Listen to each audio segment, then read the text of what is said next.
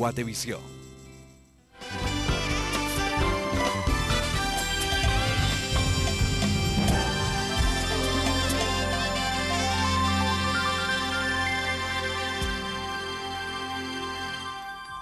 Gracias por continuar con nosotros aquí en Viva la Mañana. Estamos a martes, hoy es martes de salud, martes 15 de julio. Estoy segura que ya le habrán pagado su bono 14 y por eso queremos hacerle una recomendación en donde poderlo invertir. Colonic Center es excelente lugar. ¿Qué tal amigos de Viva la Mañana? Soy Lauren Quinto y el día de hoy nos encontramos en una de las salas de Colonic Center para tratar un tema muy interesante pero también muy importante para su salud, el colon irritable. Acompáñenme. Bueno, y ahora vamos a entrar a una de las salas donde están realizando un tratamiento y como podemos ver, pues el tratamiento de hidroterapia de colon no es incómodo, no es doloroso. Estamos actualmente con una paciente que se siente muy bien. Hola, ¿qué tal? Cuéntenos un poquito de cómo se siente, cuál es su estado actual. Pues me siento re bien y la atención de acá es excelente. Uno se siente como en casa. Bueno, Lida, y como podemos observar mientras le están realizando el tratamiento a la paciente, pues no es en ningún momento doloroso, ella no ha mostrado ninguna molestia, ha estado totalmente acompañada por una persona encargada de realizar el tratamiento. Cuéntanos un poquito acerca de la maquinaria que ustedes están utilizando. Sí, Lorena, como puedes ver, aquí está la máquina donde se utiliza. Aquí está básicamente, son dos cosas que son las importantes. La presión de la máquina es bastante baja, es inclusive menos que la de un enema que uno puede comprar en la farmacia. Entonces te puedes dar cuenta de que es muy delicado para que pueda entrar al colon. Y luego es la temperatura siempre va a nivel del cuerpo, ¿verdad? Se manejan a veces un poquito más fría, un poquito más caliente, para que eso pueda causar que el estómago, el intestino pueda volver a hacer el movimiento de la peristalsis. Entonces por eso a veces se maneja un poquito la temperatura. Como puedes ver acá, siempre se utilizan empaques desechables con cada paciente, ¿verdad? Eso es, el higiene es lo número uno. Y como puedes darte cuenta, es un sistema muy natural. La gente se siente bastante cómoda, siempre hay un profesional al lado de la persona y bueno, nos ayuda, como tú dices, no solo al estreñimiento y al colon irritable, sino también a una prevención y para poder sentir uno más saludable por dentro. ¿Cuánto dura el tratamiento? El tratamiento dura 45 minutos, aquí puedes ver el reloj, todo esto siempre inicia con 45 minutos y va hacia abajo. Aquí es el control de lo que es la presión y aquí se maneja lo que es la temperatura. Estos son todos los filtros a los cuales pasa el agua para poder entrar triplemente filtrada al intestino grueso. ¿Qué es el síndrome del colon irritable? ¿Qué lo produce? ¿Y cuál es el tratamiento ideal para poder combatir esta enfermedad? Sí, bueno, el síndrome del colon irritable es algo también muy común, como el estreñimiento. Es por decirlo así, un padecer benigno, pero que puede tener consecuencias crónicas a nivel de dolor.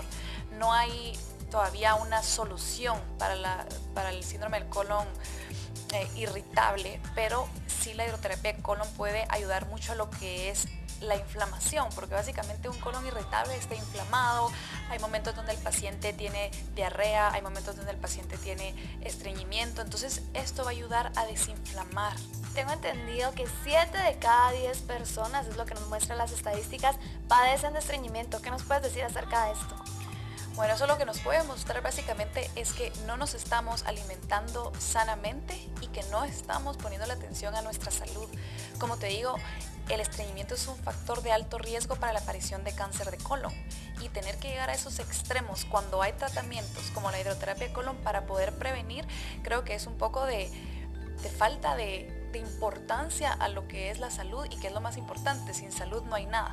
Entonces es importante a toda la gente que nos esté viendo que sepan que existen tratamientos preventivos, tratamientos que si ya padecen de estreñimiento, de colon irritable, de gastritis y todos estos síntomas, que llamen al teléfono que está apareciendo en pantalla para ver cómo los podemos ayudar. O sea, es importante que nos estemos cuidando y que saquemos todas esas toxinas que nos pueden estar ocasionando un mal al cuerpo, ya sea una pequeña alergia o hasta que nos puedan llevar a un cáncer de colon, ¿verdad? Y siempre nos gusta traerles sorpresas a toda la gente linda que nos está viendo, así que les vamos a estar ofreciendo un 20% de descuento en sus hidroterapias de colon, así que por favor tomen el teléfono y no pierdan en hacer su cita. Colonic Center Center, como siempre interesados en cuidar de su salud. No pierda tiempo y llame ahora a los números de teléfono que aparecen en su pantalla para realizar su cita y aprovechar estos maravillosos descuentos. Para Viva la Mañana, Lorraine Quinto. Excelente recomendación entonces que compartimos en esta mañana de martes con todos ustedes, así como también compartimos temas importantes que hay que tocar en cuenta y hay que tomar en cuenta, así que María René siempre los pone en contexto.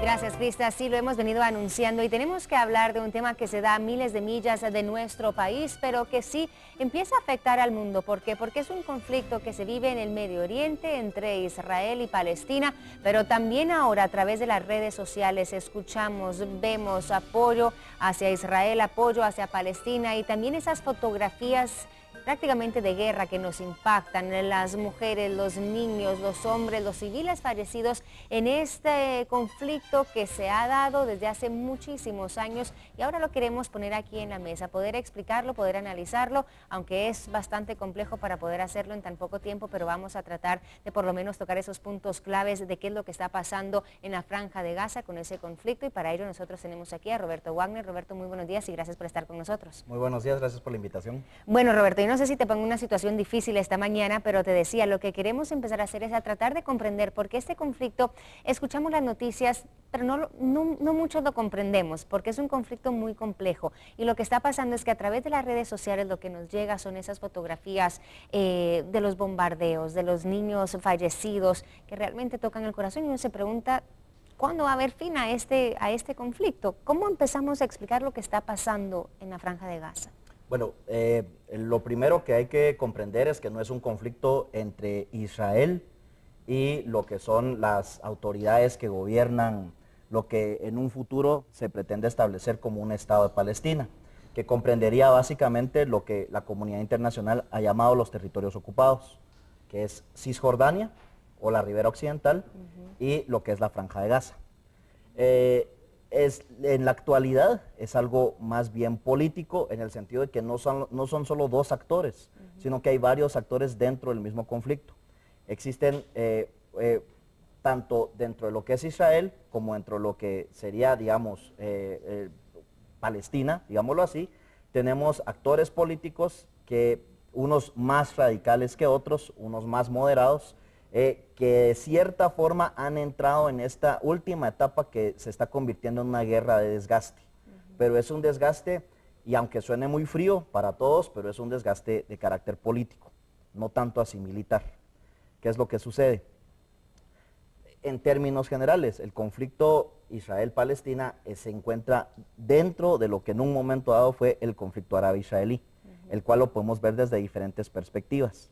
Pero si lo vemos desde la perspectiva más reciente, que fue la fundación del Estado de Israel, y cómo evolucionó después de la aprobación de la resolución 181 de las Naciones Unidas, que decía que en lo que era un territorio controlado en ese entonces por los británicos, se iban a crear dos estados, uno árabe y uno judío.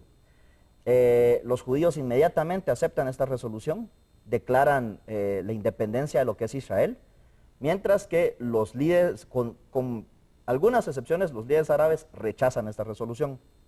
Y así se inicia una guerra de independencia en la cual participan apoyando a los pobladores no judíos, la mayoría árabes, pero teníamos muchos otros grupos también presentes en el área, varios países que actualmente son vecinos de Israel, Líbano, Siria, Jordania, Irak, Egipto, bueno, y varios otros países.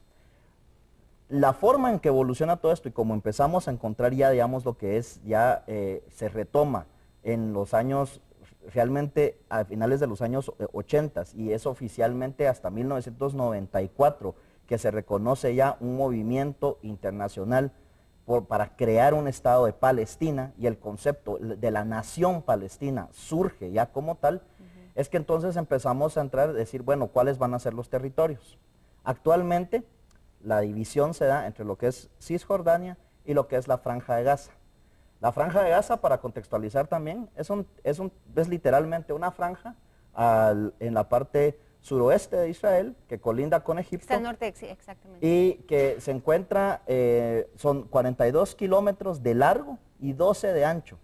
O sea, para que es como ir de aquí a la Antigua. Exactamente, pero es una de las partes del mundo más pobladas, más densas. Cuenta con más de 1.7 millones de habitantes en condiciones de hacinamiento bastante fuertes. Las Naciones Unidas considera que más de 1 millón de esos habitantes tienen un carácter de refugiados.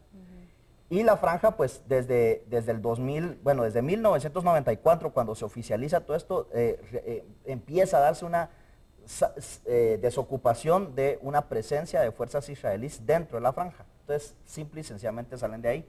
Y entonces la franja se ha convertido en el símbolo de resistencia, el símbolo en donde se ubica el primer gobierno de la Autoridad Nacional Palestina, con cierta autonomía para controlar el territorio, también para controlar Cisjordania. Ahora, Roberto, mira, yo sé que ahora tenemos un conflicto que va saliendo, y si podemos poner esa gráfica otra vez, porque este es un conflicto que se da, no sé, han habido varios conflictos, varios momentos, digamos, claves, operaciones que se dan entre Israel y Palestina, en la Franja de Gaza. Empezamos con la Operación Plomo Fundido en el 2008 al 2009, la Operación Pilar Defensivo y la Operación Margen Protector, que es esta nueva, en el 2014, que ya llevan 8 días con esta operación. Y Naciones Unidas también ha salido hablando es la manera en que han muerto civiles. En estos 8 días de pelea van alrededor de 180, porque las cifras varían dependiendo de la organización, 180 personas, se estima que la mayoría de ellos son civiles. Sí. Y a lo largo de todo este conflicto, más de 2.000 personas, más de 2.000 palestinos, podríamos decirlo así, porque muy pocos israelíes también han fallecido en este conflicto. Y eso es lo que también se está viviendo a través de las redes sociales. ¿Qué decimos respecto a esto? Existe definitivamente una asimetría, o sea, entre lo que es un ejército sumamente potente en la región, con un mecanismo de defensa sumamente avanzado, que es el caso de Israel. Y por otro lado tenemos esta condición de Palestina, que como decíamos son en un espacio tan pequeño, 1.7 millones de personas, pero que nuevamente tenemos esta situación. La Franja de Gaza desde el año 2006 ha sido controlada por la organización Hamas, que fue una organización que se separó en un momento dado de la Autoridad Nacional Palestina y que es considerada por Occidente, por Israel, como una organización terrorista. Ellos tomaron el control, ganaron unas elecciones en el 2006 y después tomaron prácticamente todo el control de la franja. Y lo han tenido hasta la fecha, pero han ido perdiendo mucho poder. Entonces el problema que se ha dado con esta situación es que en la medida que han perdido ese poder, se han dado una serie de ataques, lanzamiento de cohetes desde la Franja de Gaza hacia diferentes puntos en Israel. En años pasados, después de estas otras operaciones que hemos hablado, los conflictos terminaban cuando se identificaba alguien dentro de la organización, en este caso Hamas, que podía decir, yo garantizo, yo puedo poner orden con ciertas facciones más radicales. El brazo armado de Hamas, que se llama Al-Qassam, las brigadas Al-Qassam, y un brazo que se ha separado de Hamas, que se le conoce como la Juventud Islámica Guerrera. Entonces, ¿quién puede poner orden? Poner freno, ese es el conflicto ahora, de que no hay quien pueda poner freno.